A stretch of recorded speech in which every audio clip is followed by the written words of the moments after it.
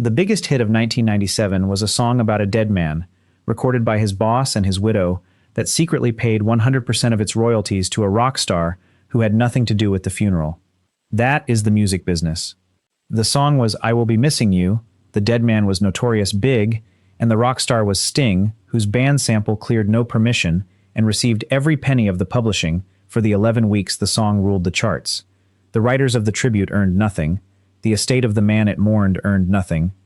That story is one of 10 on this list, because behind the biggest hits in hip-hop history sit contracts, lawsuits, debts, and deaths that the radio never mentioned.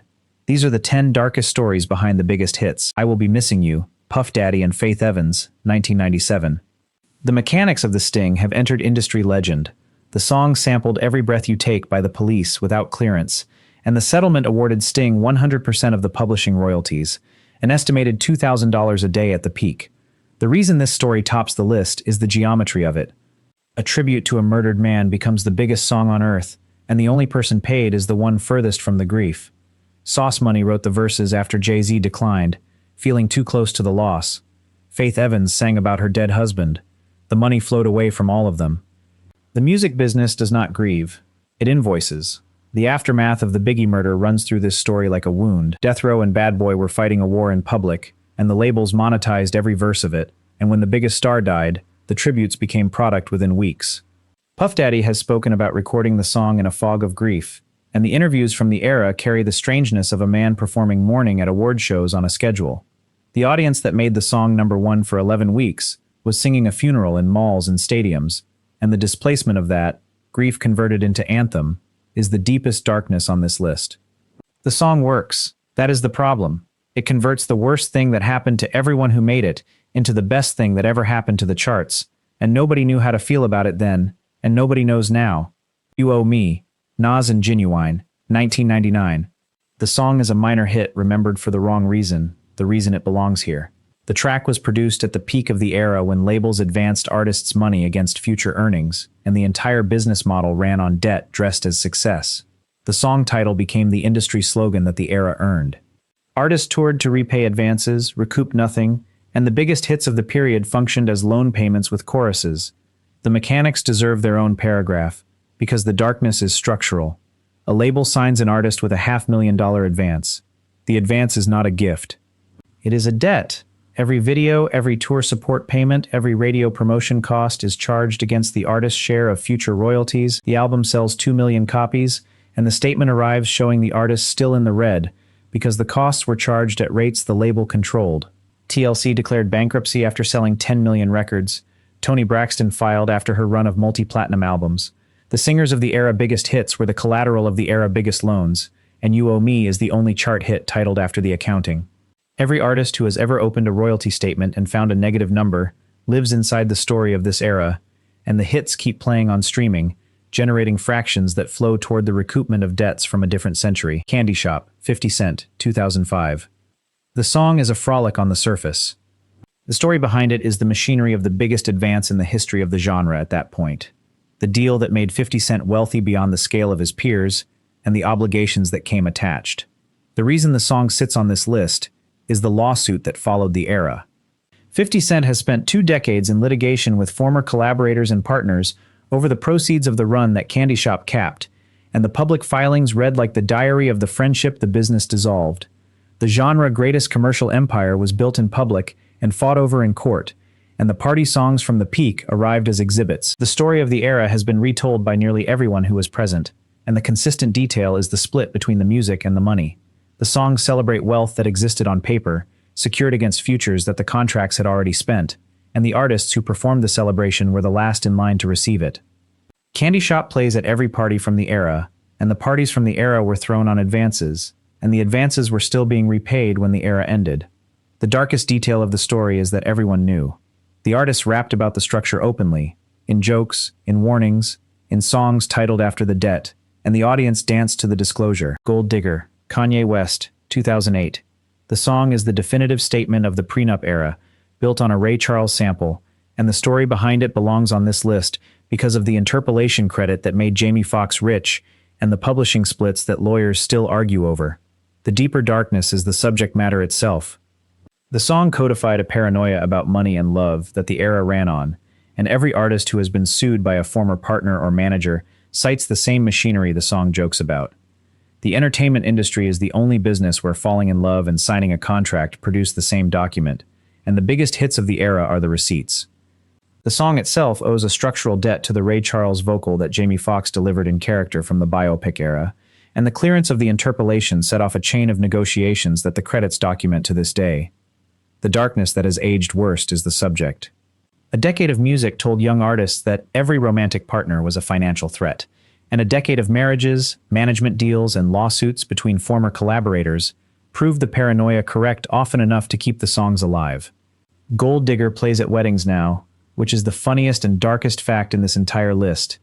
Empire State of Mind, Jay-Z and Alicia Keys, 2009. The song is the anthem of New York and one of the biggest records of the century. The story behind it belongs on this list for the quiet reason nobody talks about. The songwriting credits list 8 writers, and the splits were negotiated before the song was finished, with percentages assigned per contribution and argued over in rooms full of lawyers while the song climbed. The era of the mega collaboration arrived, and the credits of the biggest hits became spreadsheets, with the writers who contributed a line or a sample each holding fractions. The romantic era of the lone songwriter was over, and the biggest hit about the greatest city became a document of the new arithmetic. The songwriting business had changed permanently, and the credits tell the story to anyone who reads them. 8 writers, 5 publishers, a sample that required its own negotiation, and a chorus contribution that earned a percentage that funded careers. The artists who performed the song own the smallest fractions of it, a pattern that repeats across every entry on this list. The performance is the product, and the product is owned by the paper, and the paper was signed before the first note was sung. Empire State of Mind plays at every New York event that can afford the license, and the license fee flows through 8 sets of hands before anyone who sang it is reached. In Day Club, 50 Cent, 2003. The biggest party record of the decade has a corporate custody battle behind it. The beat was produced by Dr. Dre and DJ Quick for the Aftermath machine, and the story of the era is the one the lyrics describe without mentioning. 50 Cent had been dropped by Columbia after the shooting, recorded the song for a new label, and the success triggered the largest advance bidding war of the period. The reason the song belongs on this list is the testimony that followed. The contract structures of the era, the advance against royalties model, meant that the artists singing the biggest hits earned salaries, while the masters appreciated for the corporations. The party was real. The paperwork was a mortgage. The story of the aftermath belongs here, because it became the template. The success of the song triggered the greatest bidding contest of the era, with Eminem and Dr. Dre prevailing, and the structure they signed became the model the industry reproduced for a generation. The advance was enormous, and the recoupment terms were unforgiving, and the artists spent the following decade converting hits into the repayment of the machine that made them. Every artist who has signed a major deal since lives inside the architecture that Indie Club financed, and the song still plays at every party, which is the pattern this list keeps finding. The hits are real, the harm is structural, and the dancing continues above the paperwork. Hot in Hooray Nelly, 2002. The song sampled the Neilds and Chuck Bridges writing credits, and the reason it sits on this list is the story of the writers behind the samples.